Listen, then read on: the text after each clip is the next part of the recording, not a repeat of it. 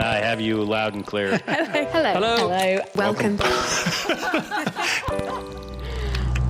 Science. And that is to say, physics, medicine, nature, or space, time, the brain, life, the universe.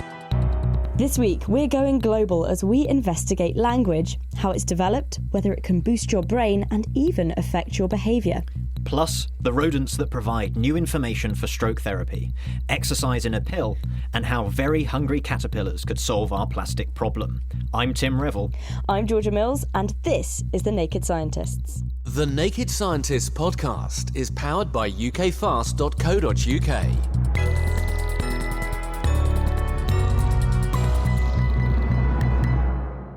First up is the condition that occurs every 2 seconds worldwide and is the second largest cause of death, stroke. When a stroke happens, the most important tissues of our body, the brain and heart, are starved of oxygen, causing cell damage. To improve therapies for stroke patients, we need to understand how the human body copes without oxygen, and one researcher at the University of Cambridge thinks he may have found the answer, in the form of a small rodent called a naked mole rat. Dr. Ewan St. Smith and his colleagues were able to identify a new mechanism used by the naked mole rats to maintain an energy supply to the cells in their body without using oxygen. He told Tom Crawford more about these fascinating creatures. Politely, one can describe them as a cocktail sausage with legs and teeth. But they're a very unusual rodent. They're about the same size as a mouse, and they're very unusual for a number of aspects. They're the only cold-blooded mammal we're aware of. They live for over 30 years, even though based on their mass, you'd predict them to live somewhere between 3 and 5. They also have a very unusual social structure, which is what we call eusocial. So that's when you have a colony of animals, up to 300, but usually near 100 for the mole rat. And it's led by a queen, who's the only breeding female. There's a couple of males who are the breeding males, and all of the other animals are workers. So it's a very highly social mammal. And you've discovered how they are able to survive without oxygen and still produce energy. But why is this important? So the mole rats live in these large colonies underground. So they're permanently subterranean rodents. And obviously you've got a lot of animals underground, they're breathing. And if you're breathing, you're using up the oxygen and you're generating a lot of carbon dioxide, but there's not the same supply of fresh air there is, say, for us when we're just walking around above ground. And so these animals have adapted throughout evolution to an environment that's low in oxygen. So it's important for them to be able to function normally that they can deal with much lower levels of oxygen than we can. And what did you do specifically in these experiments?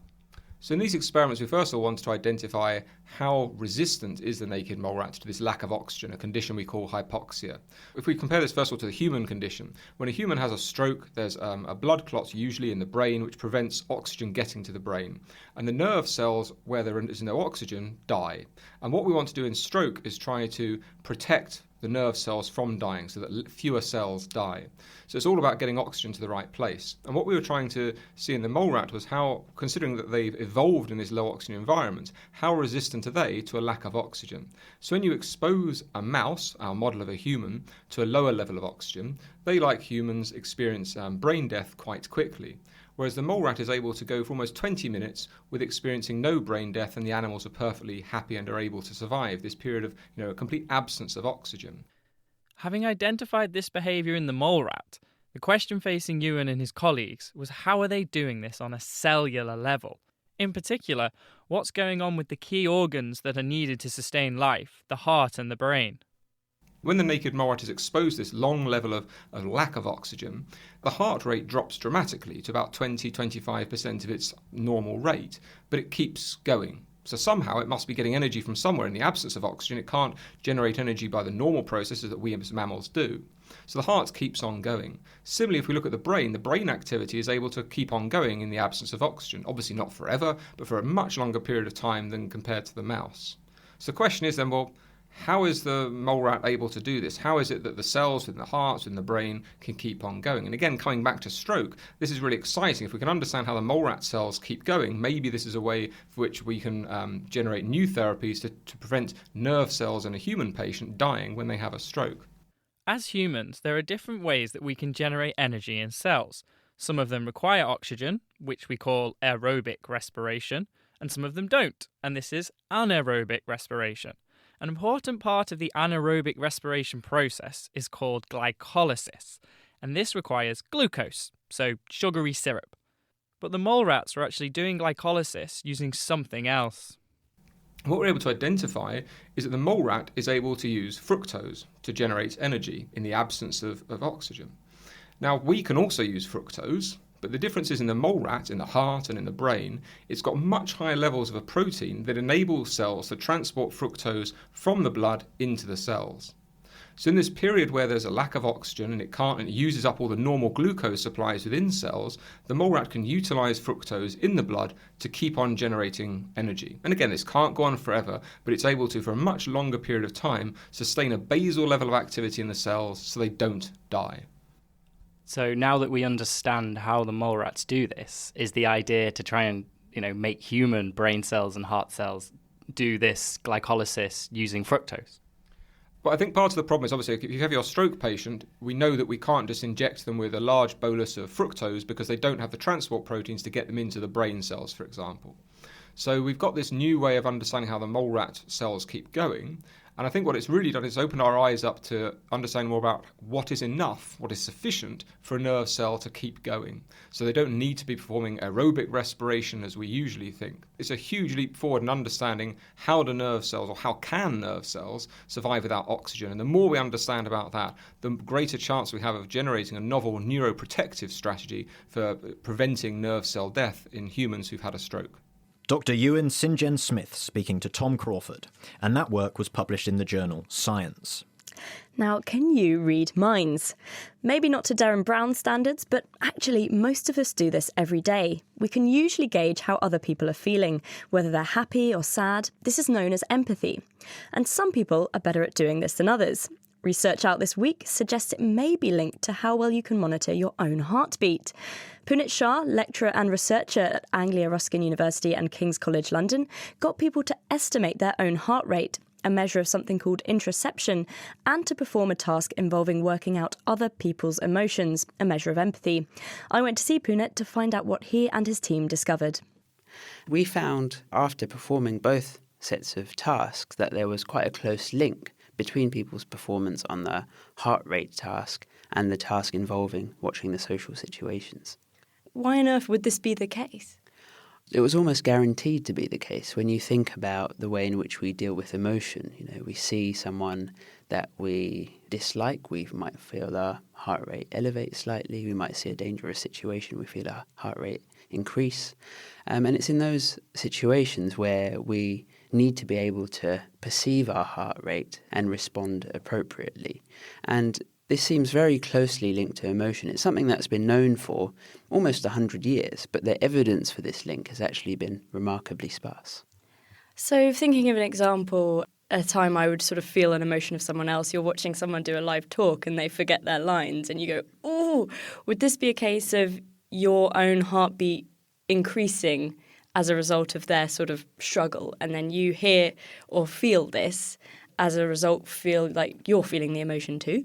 Yeah, that's a very good example where what you described really is empathy happening, where you sort of feel their pain almost. And this process whereby feeling your internal sensations, feeling your stomach sort of clench up or your heart rate increase, feeling all of those things helps you to understand that situation. Now, although the way you've described it seems incredibly intuitive, and many people think everyone is able to do this. But what we're finding is there are quite striking individual differences. Some people are really able to do this well. Equally, however, there are others who really struggle at perceiving their own heartbeat and therefore struggle to understand others. Okay, I'm quite keen to see where I'd fit on this. Is it all right if I try the dialed-down version of the experiment? Yeah, I think we can give that a try. Yeah, absolutely. Okay, so what should we do? First of all, I'd like you to just sit on your chair upright and just try to relax, even though you're holding the mic. But just try to have your arms as relaxed as possible on the armrest. Now, what I'm going to do is try and find your pulse. I'm going to say ready, steady, go. And as soon as I say go, I'd like you to close your eyes and try and count your heartbeats. Okay then. So close your eyes. Go. Stop. Okay, what did you think? 15?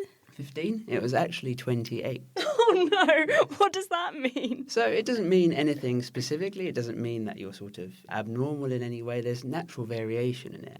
I can't do the full calculation now, but it suggests that you aren't perhaps as good at interoception as some other individuals. So if I was on your chart, you'd expect me to have low empathy. It's possible that you may have slightly lower levels of empathy or theory of mind, but it's like most people that you sit somewhere in the middle. You sit somewhere around the average where you make a reasonable number of mistakes, and it's likely you have quite an average score on the theory of mind or the social situations task. And with your link here, how certain are you that one causes the other? Could it not be that there's a third factor, say intelligence? Are intelligent people just good at measuring their own heartbeat and good at telling what other people think? So within my research, I use what we call a time estimation control task. So when I said ready, steady, go there, you counted your heartbeat. So in the control task, people actually count the number of seconds. Now, by doing so, we expect that to also be related to IQ or intelligence if there is any relationship. We don't necessarily find this, and nor do we find this relationship we found between internal sensations and emotion to actually break down after factoring people's performance on the time estimation task. Apart from telling people like me I need to go and be more empathetic, what implications does this have in the real world? I think clinical implications, if there are any, may be some of the most important that we have seen. We know, for example, that people with autism spectrum disorder struggle with understanding social situations and may also have difficulties with processing their internal signals. So it may help us better understand and even manage that condition. The same applies to a whole host of other clinical and psychiatric conditions. So by understanding this whole process may help us to actually understand and manage those conditions. That was Punit Shah from Anglia Ruskin, and that work was published in the journal Cortex. And we just did that test again on Tim, and I'm afraid to say he did very well. So he's clearly less of a callous monster than I am. You're listening to The Naked Scientists, with me, the empathetic Tim Revell, and with the callous monster Georgia Mills. Still to come, the pest that proved to be environmentally friendly, and a look into languages, and how speaking the right one can impact your bank balance. But first, it's time for our weekly mythconception, and Kat Arney has been getting her teeth into a very fruity legend. The history of science is peppered with fascinating and funny anecdotes explaining how great minds hit upon their brightest ideas. One of them is the image of Sir Isaac Newton sitting quietly under an apple tree, only to be bonked on the head by a falling fruit and inspired to come up with the theory of gravity. It's a wonderful and well-loved image that tells a simple story, but sadly, it's simply not true. The legend starts in the late 1660s, when Newton had been sent back to his childhood home at Woolsthorpe Manor near Grantham in Lincolnshire due to an outbreak of bubonic plague at Cambridge University, where he was studying. According to William Stukely, who wrote a biography of Newton in 1752, Newton himself recounted that after dinner, the weather being warm, we went into the garden and drank tea under the shade of some apple trees. He told me he was just in the same situation as when formerly the notion of gravitation came into his mind, occasioned by the fall of an apple as he sat in a contemplative mood. Why should that apple always descend perpendicularly to the ground, thought he to himself. Why should it not go sideways or upwards, but constantly to the earth's centre? Assuredly the reason is that the earth draws it. There must be a drawing power in nature. Nice as it is, something doesn't quite add up here. Newton only told Stukely the story in 1726, a year before his death in 1727, and a full 60 years after the alleged apple incident. The French writer Voltaire also mentioned the story in an essay penned in 1727, saying, Sir Isaac Newton, walking in his gardens, had the first thought of his system of gravitation upon seeing an apple falling from a tree. It seems strange that Newton wouldn't have mentioned such a key moment sooner, although maybe he was a bit embarrassed about something so humble leading to such a great idea. As a clincher, Newton's own notes show that he was grappling with his ideas about gravity before he went back to Woolsthorpe. Like all good legends, the story of Newton's apple tree probably has a root in the truth. Watching the apples falling from the trees might have helped to focus his mind on the nature of gravity and shape his theory. We can certainly say that it probably wasn't an instant inspiration, and definitely not a bonk on the head. But even if it's a bit of scientific fabrication, the story of Newton's apple is still a great piece of scientific communication. It's certainly a handy and easily understandable example of gravity that most people will have witnessed, which doubtless Newton used when explaining his theory. Kat Arney. And if you have a juicy myth you'd like us to crunch on, send it in to chris@thenakedscientist.com. Speaking of eating, these days it seems that we are always hearing about the latest wonder pill that will help you to get fit, often with very little science to back it up. Well, this time things are a little different. Scientists at the Salk Institute in California have discovered a new pathway used by the body during exercise, and we are able to recreate its effects in mice by simply giving them a pill. The mice were able to run for a much longer period of time and gained less weight. Tom Crawford spoke to senior researcher Wei-Wei Fan to find out how it all works.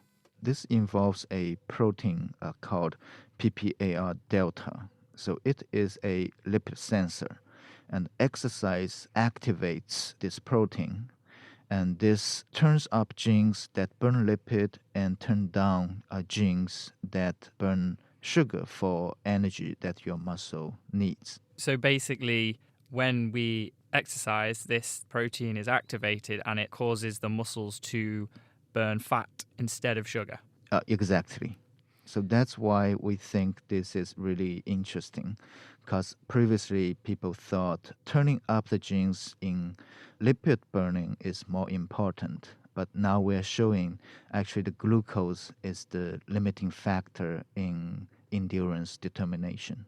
I guess the next question then is, if you've identified this protein, which switches from burning sugar or using glucose to instead burning fat, then can we make this more active? And would that give a boost to endurance?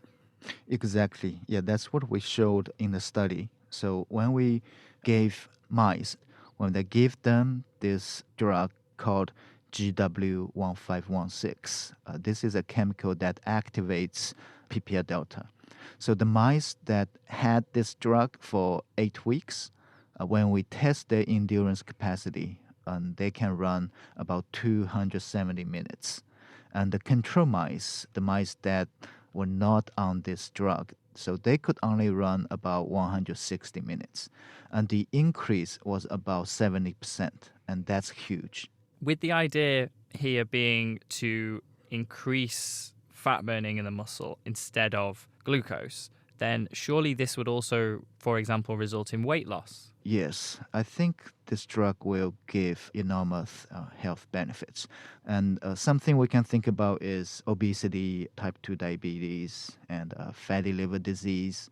So did you actually see any changes in the weight of the mice? Actually, yes. So for these mice, we call them normal diet. So this is just a diet with normal amount of lipid and sugar. When we give the mice a normal diet, they slightly lost some weight, and the weight loss was mostly on fat. But when we gave these mice a high-fat diet, the change is enormous. So when we compare the mice on high fat with the drug and to mice on high fat without the drug, we saw a 50% reduction on weight gain. So that's huge. And the good thing is it mostly happened on fat mass. So the muscle mass doesn't change, but the mice, they just had less fat. Are you planning to hopefully try this out in humans? Like, you know, if you could say to somebody, I can give you a pill and you will reduce your weight or something by 50%, that's incredible. Yeah, so I think that's our ultimate goal, is to apply our finding in humans. Right now, this drug is not allowed to be used in human because it has some really bad side effect. But our lab is developing, we call the next generation PPAR delta activators. And now we have some prototype that actually can give the same benefits increasing endurance and fat loss. And we are pretty sure that this new drug has very limited side effect. And we are hoping that this new PPR delta activator can be tested in human soon. Weiwei Fan speaking to Tom Crawford, and that work was published in Cell Metabolism. Now, worldwide, we still use over 1 trillion plastic bags every single year. And one of their constituent materials, polyethylene, can be very difficult for nature to degrade. Well, Katie Haler has been investigating a new, unlikely ally in the fight to reduce our waste. The plastic carrier you took home from your last shopping trip could be sitting on a landfill site for years, and some don't even get there. Plastic bags can end up in the natural environment, threatening wildlife and damaging ecosystems. So how can polyethylene bags be quickly broken down? Surprising research from scientists at Cambridge University and Universidad de Cantabria suggests that a humble worm could be the answer. I spoke to Cambridge biochemist Chris Howe. The wax moth is a moth that is a serious pest inside beehives. Specifically, we've actually been looking at the caterpillar, sometimes known as the waxworm, the caterpillar of the wax moth. They are a serious pest inside beehives. They will break down beeswax. But on the other hand, one of the more interesting, more exciting things that we found that they can do is that they can actually also break down plastic. So we found that they can break down the plastic polyethylene. This is plastic bags, right? This is plastic bags. A lot of the experiments that we did with plastic bags that we got from a supermarket in the marketplace. This is not just any old plastic bag. It's just any old plastic bags. Yeah, yeah. No points for guessing which supermarket. How did this come about? Was this in the lab? Well, this was a discovery by Federica Bertocchini, who is the lead author on the project.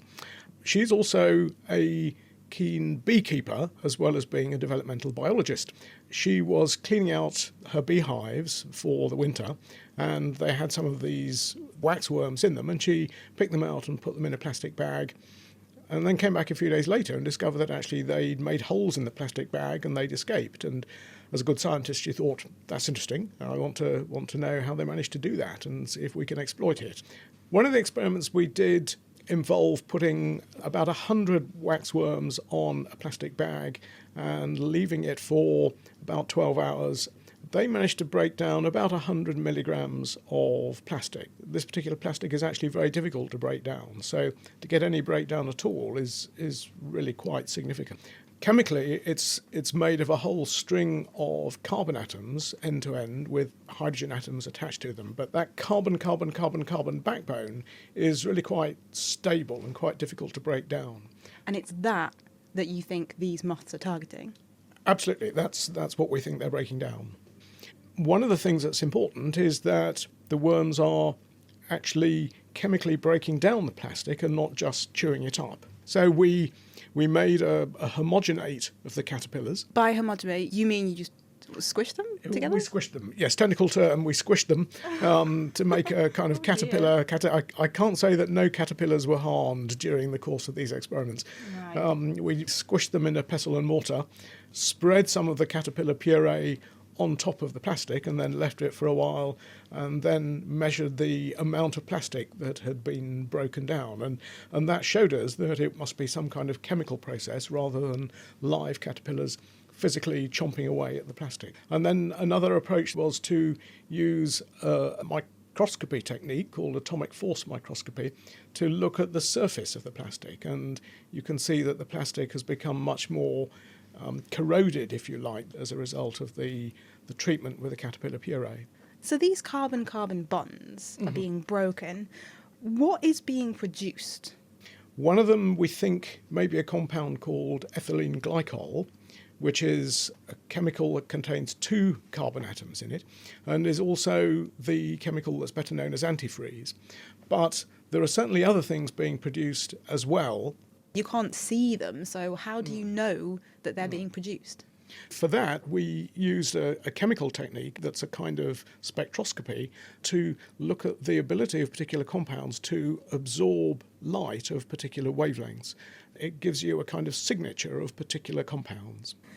Why do you think these caterpillars are breaking these bonds? What's in it for them? The plastic is actually chemically quite similar to the beeswax. They've evolved to be able to break down the beeswax. We don't actually know if it's the caterpillars themselves or if it's the bacteria living in the guts of the caterpillar, and that's one of the things that we need to find out. But because they're able to break down beeswax, that means that they've also become able to break down this plastic. What does this all mean for recycling? Are we going to be seeing caterpillar farms next to every recycling centre? Well, one thing that it definitely doesn't mean is that we should be able to carry on using plastic in a reckless way. It's going to be a long time before this approach, if indeed it ever does, become applicable for breaking down plastic. One of the things that we need to do is to find out more about how the caterpillars are chemically breaking down the plastic. And we think it must be an enzyme that's involved. And if we can isolate the enzyme, then we can understand more about its mechanism. And we can also, we hope, get hold of the gene, or genes, if it's more than one enzyme, that contain the information for making it. And then what we might do is put that gene into bacteria that we can grow up very easily at large scale. And that would give you a large vat, if you like, of bacteria that are then able to break down the plastic. So there's not going to be beehives and caterpillar farms all over the cities? I don't think so, but I'm happy to be proved wrong if that's how it turns out. Katie Haylor there, talking to Cambridge biochemist Chris Howe, and that work was published in Current Biology.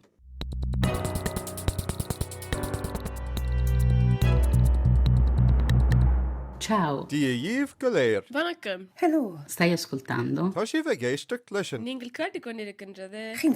Naked Scientist. That's right, you are listening to The Naked Scientist with me, Georgia Mills, and Tim Revel. As you've probably guessed, in the next half hour we're going global as we explore languages. Can speaking more than one be a good exercise for our brain? And is our ability to save money purely down to the way we talk? But before that, how does your brain turn speech, which, after all, is just a series of vibrations at different pitches and volumes, into meaning? It's the primary method of communication in pretty much every culture in the world, but we still don't totally understand how it works. I went to see one group who are investigating how patterns of syllable use come into it by putting hats on babies and playing them nursery rhymes. So I'm Usha Goswami, and I'm Director of the Centre for Neuroscience in Education at the University of Cambridge. Well, we know that there are energy patterns in the speech signal, which of course we're not consciously aware of hearing, but which provide acoustic landmarks for the brain so that the sets of neurons in the brain, which are basically firing electrical signals at different rhythmic rates, can synchronise themselves with those rhythmic rates in the speech signal. So does that mean that, say, when I'm talking, neuron cells in your brain are lighting up in the same pattern of speech that I'm actually using? Exactly so, in a very complicated pattern, because there are lots of different speeds of rhythm in what you're saying, and the brain is tracking all of those speeds at the same time in a kind of hierarchy of rhythms, which then get bound together, and you just perceive speech. You're not aware of all that hard work your brain's doing in the background. How did we find out about this pattern of firing in the brain, and why do we think it's important in understanding speech? This is actually very recent work, mainly with adults. I think we're the first project in the world to look at the same mechanisms in the infant brain for babies. But it became clear that without these acoustic landmarks, which are these energy changes, the brain didn't know how to synchronise with the signal. So it didn't know where the syllables were, for example. If you take these acoustic landmarks out, then you can't understand speech at all.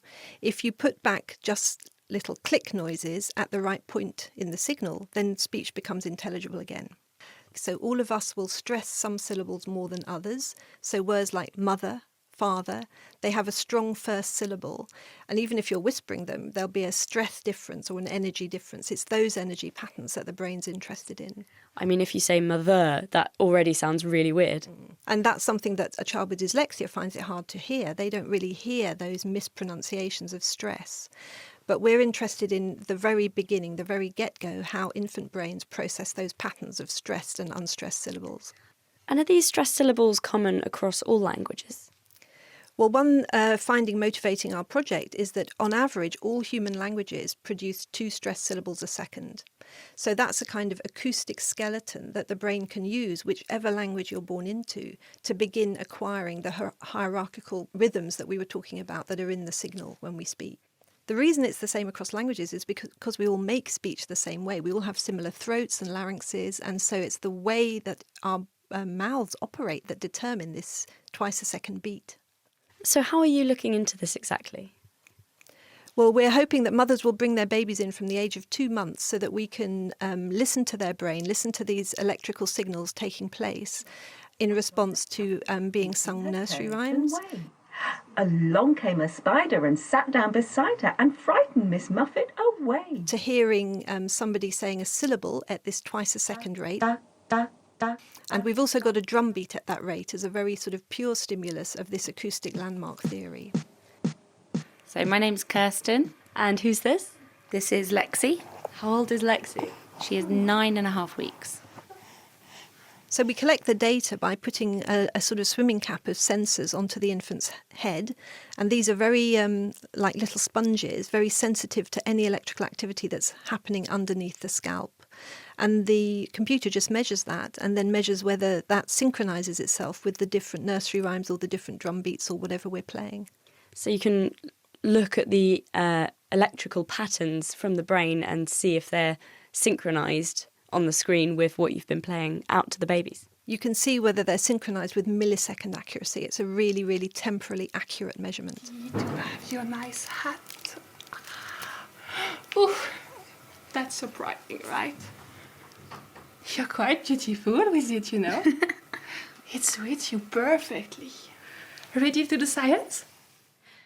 Over the next few years, Usha and the team will be following up with children like Lexi to track how their language skills develop and to reveal if there is a link between how well their brain's synchronised with rhythms and their growing language ability.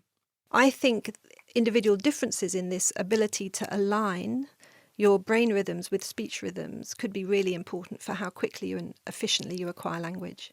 And would it be possible, it seems incredible, this sort of a fundamental pattern in the brain that's across everyone. Can we use this somehow to, I don't know, learn language faster or help our memory or maybe learn different languages? We can definitely use it to help children who have language difficulties because different projects in my group are looking at helping children with dyslexia through learning drumming, for example, and drumming in time with speech. And also children who have overt speech and language difficulties can be helped by having a background pattern of beats that helps them with the phrasing of speech. So could the importance of synchronising to a rhythm explain why we all love telling babies nursery rhymes? I think there's something fundamental about metrical patterns. So poetry exploits the same thing, or Shakespeare.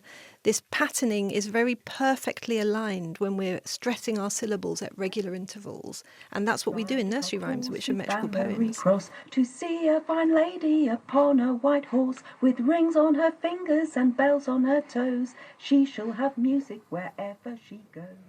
Usha Goswami there from Cambridge University.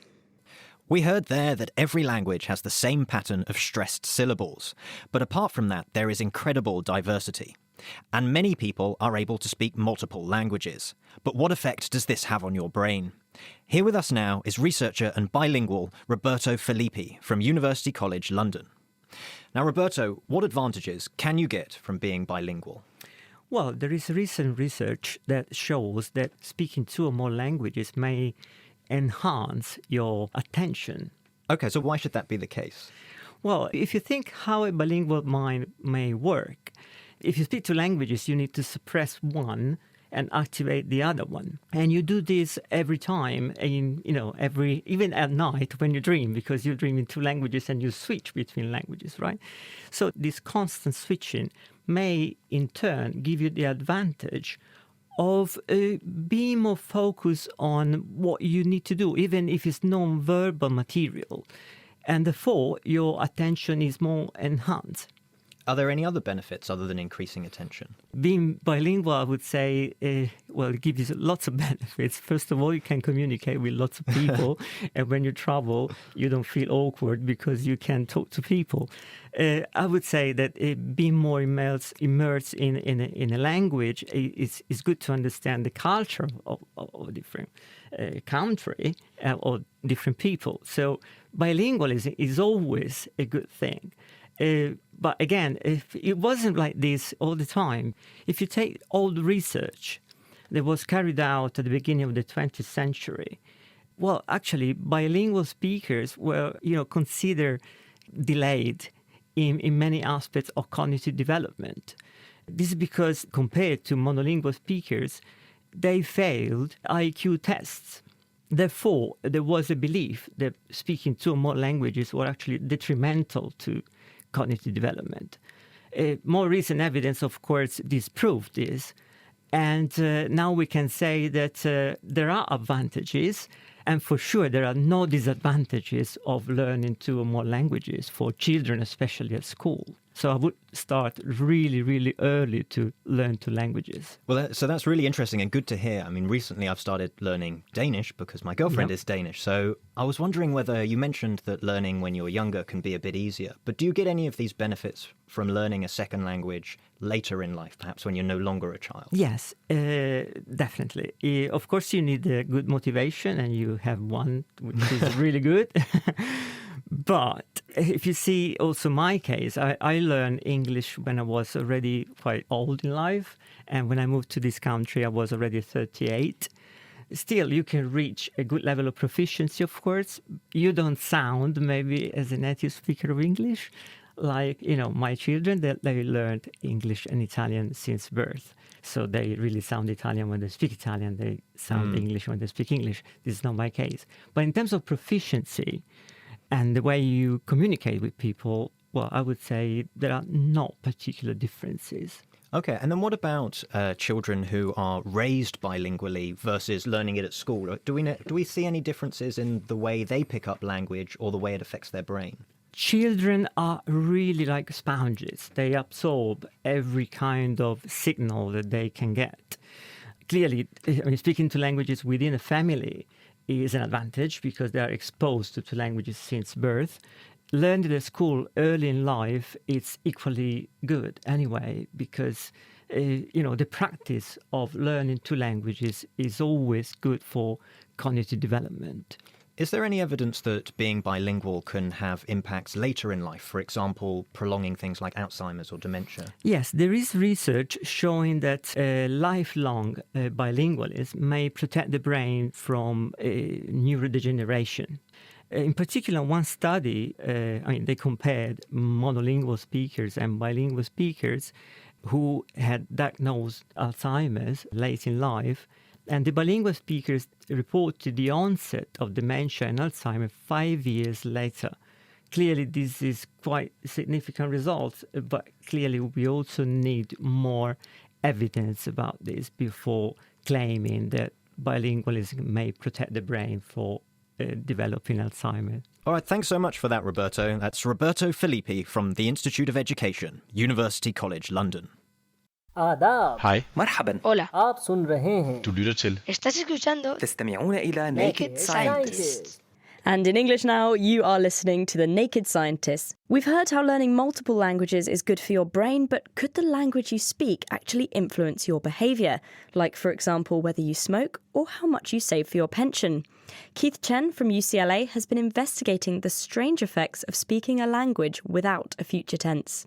This is very widespread. So, for example, what's interesting is that even though English is a Germanic language, it's actually an outlier amongst Germanic languages on this dimension of needing to grammatically indicate that you're speaking about a future tense or about a future event. So, for example, it's very, very natural to say morgen regnet es, or es regnet morgen, it rained tomorrow, or tomorrow it rain. Whereas if in English you'd have to say it will rain tomorrow or it's going to rain tomorrow, you basically have to indicate that this is going to happen in the future. Okay, so does this difference in the way the languages are built, does it affect how we think? Yeah, so there's a lot of evidence in both kind of cognitive linguistics and in psychology that when your languages force you to pay attention to the fact that the future is different than the present, that subtly makes the future feel a little bit further away than if your language didn't, like German. And where I'm most interested in this effect is the fact that languages that grammatically differentiate between the future and the present make the future and the present feel ever so slightly more psychologically distant from each other. Or another way of putting that is that makes your future self feel slightly further away than your kind of current concerns.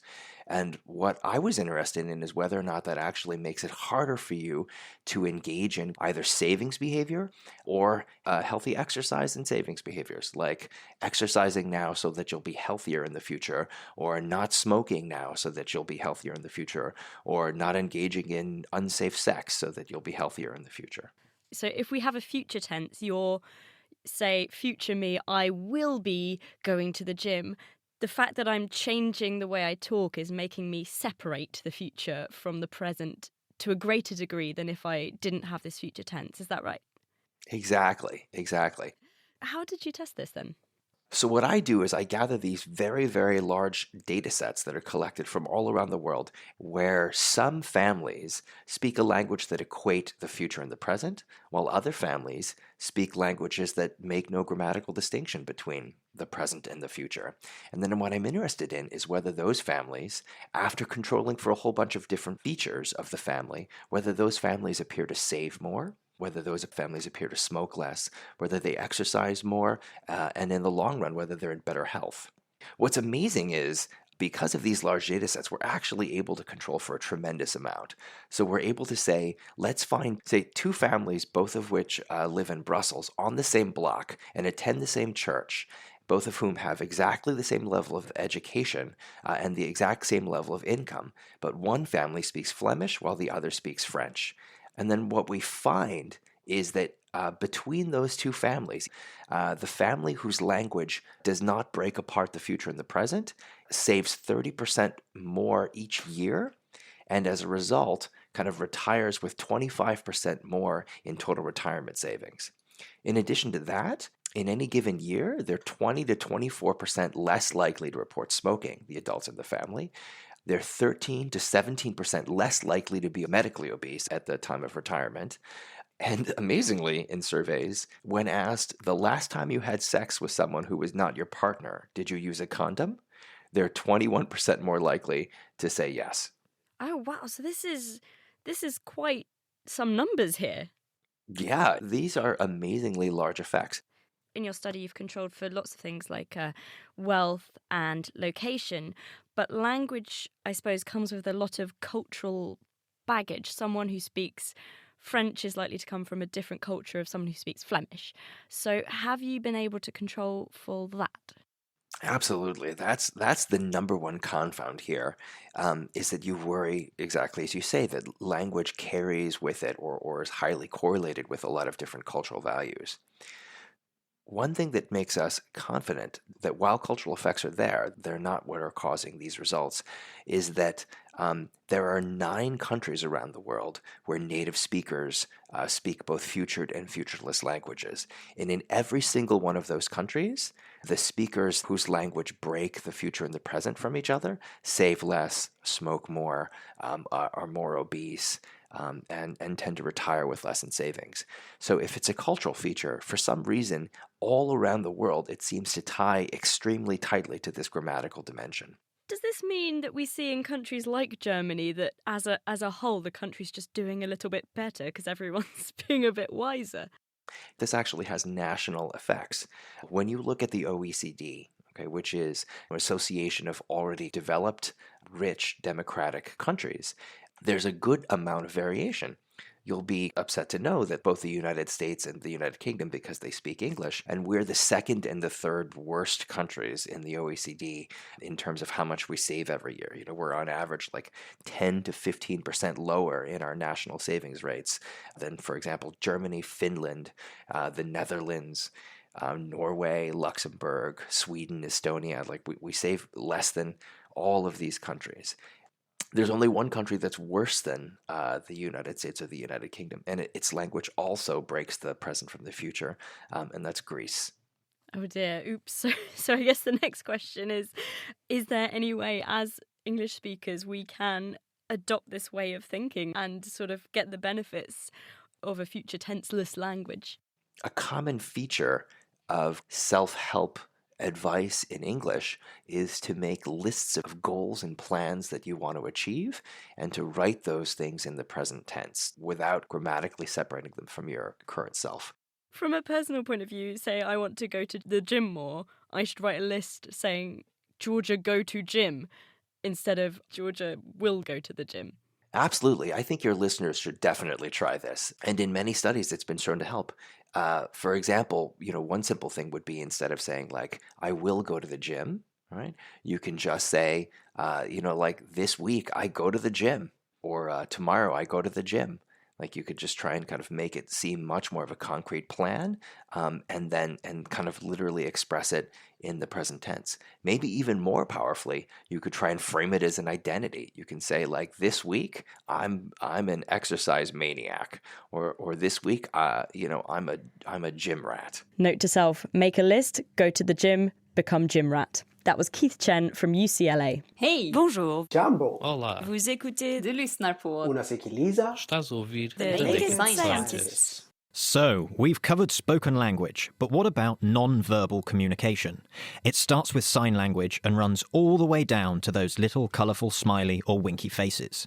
You guessed it, emojis! In 2015, the Tears of Joy emoji made it into the Oxford Dictionary as the word of the year.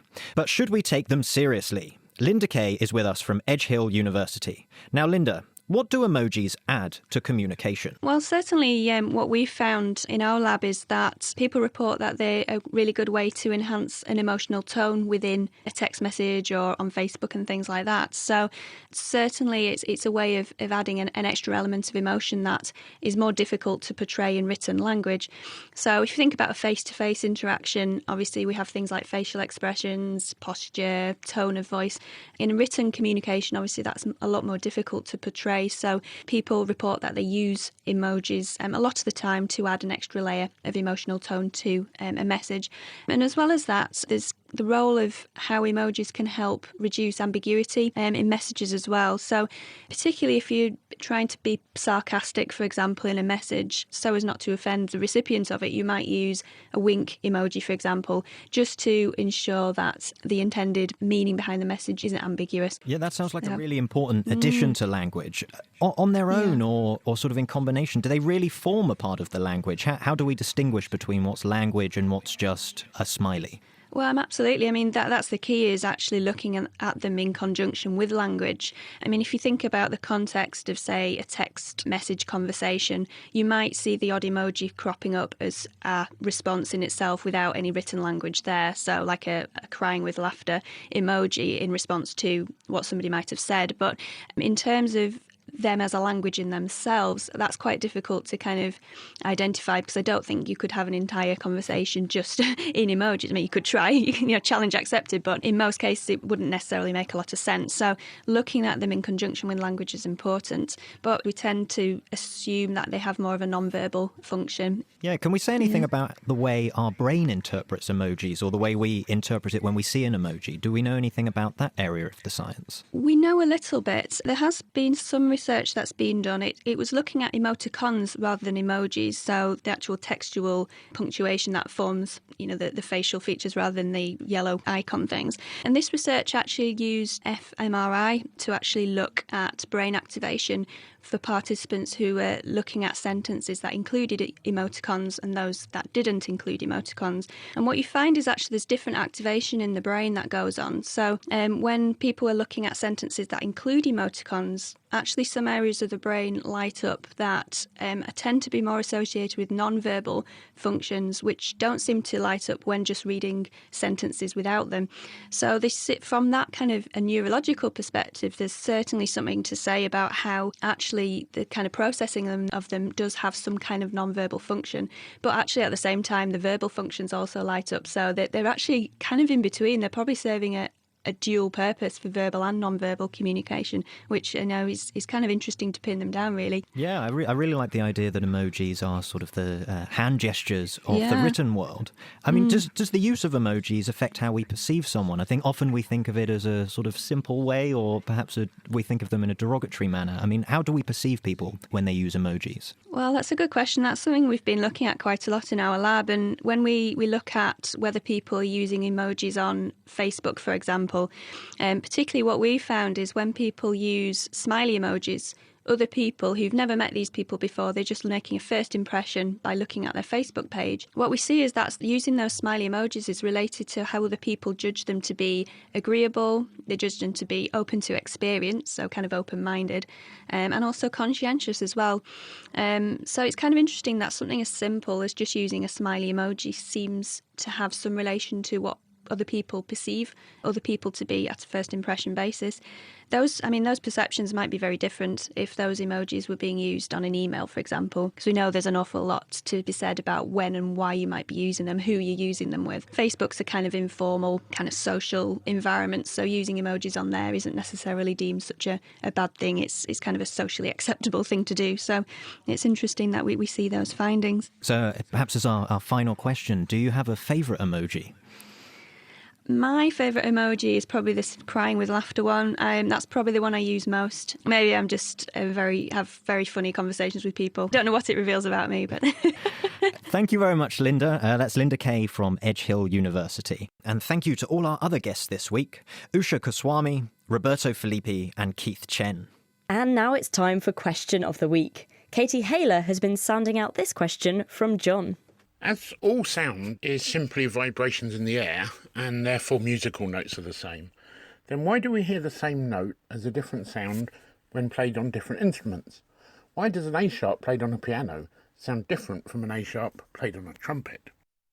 Here's Mike Newton from the University of Edinburgh to sharpen our senses to John's musical musing.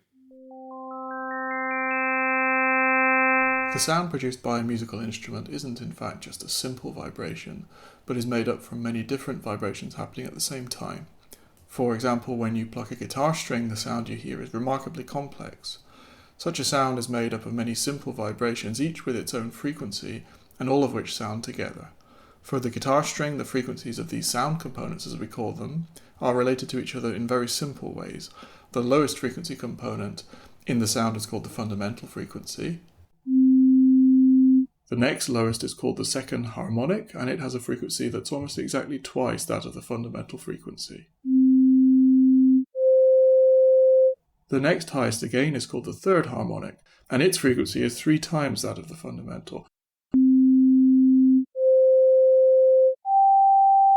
And so it goes. A typical piano note might include several dozen frequency components. So the sound produced by any musical instrument is made up of different amounts of these tones. The particular combination of these tones is what makes instruments sound unique. But why do these combinations differ? The two most important factors here are the size and shape of the main resonating components of the instrument, such as the guitar string and body, and the way the vibrating parts of the instrument, such as the strings, are driven into motion. This is why a guitar can sound both dull if gently plucked with the pad of your finger, or bright if aggressively struck with a plectrum. Right then, Mike, get some instruments out of their cases and play as an example.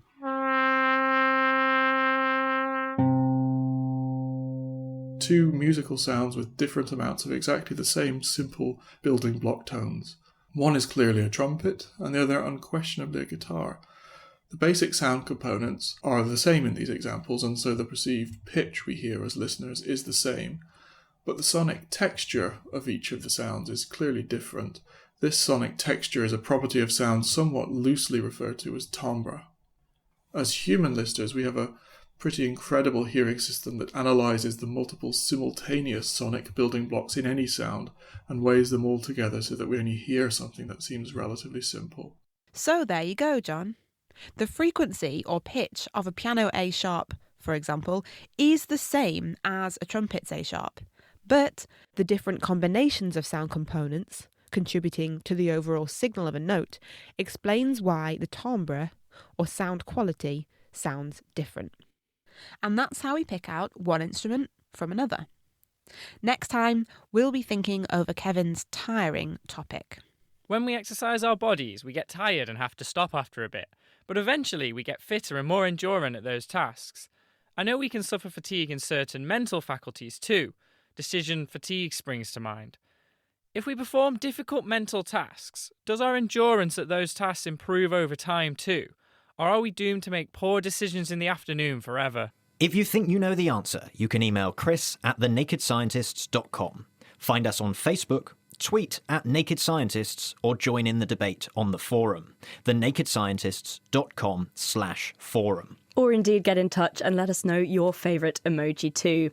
And that just about wraps us up for this week. This programme was produced by Izzy Clark. Next week we have a special programme all about maths to celebrate the launch of our new video series, Naked Maths. Be sure to check it out.